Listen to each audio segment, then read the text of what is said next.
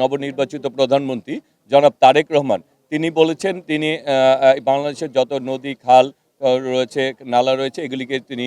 পুনরুদ্ধার করে বাংলাদেশের জলের প্রবাহটাকে সুনিশ্চিত করার মাধ্যমে পরিবেশকে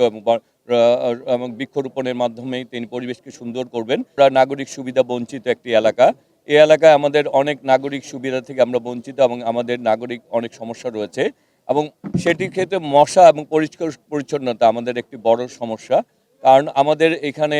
ময়লা আবর্জনার কারণে আমাদের ড্রেনগুলি খালগুলি সবগুলি দখলের কারণে ভরাট হওয়ার কারণে আমাদের এখান থেকে প্রচুর মশার উপদ্রব সৃষ্টি হয় এবং মশা এই কারণে আমাদের এখানে বিভিন্ন ধরনের রোগ বালাই তৈরি হয়।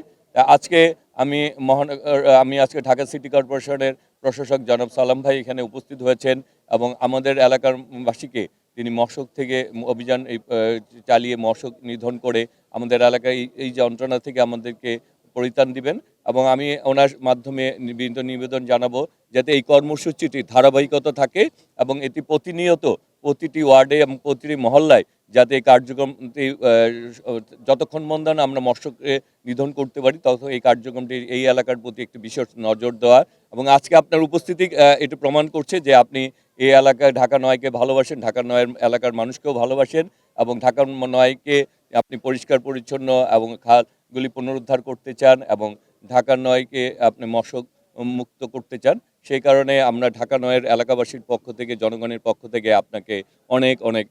ধন্যবাদ এবং কৃতজ্ঞতা জানাচ্ছি এবং আমাদের বর্তমান চেয়ারম্যান জনাব এবং বিএনপির বাংলাদেশ নবনির্বাচিত প্রধানমন্ত্রী জনাব তারেক রহমান তিনি বলেছেন তিনি বাংলাদেশের যত নদী খাল রয়েছে নালা রয়েছে এগুলিকে তিনি পুনরুদ্ধার করে বাংলাদেশের জলের প্রবাহটাকে সুনিশ্চিত করার মাধ্যমে পরিবেশকে এবং বৃক্ষরোপণের মাধ্যমেই তিনি পরিবেশকে সুন্দর করবেন। সেই কারণে আমরা বলতে চাই যে আমরা এই সুবিধাটি সবচেয়ে বেশি প্রাপ্য, কারণ হচ্ছে আমরাই সবচেয়ে বেশি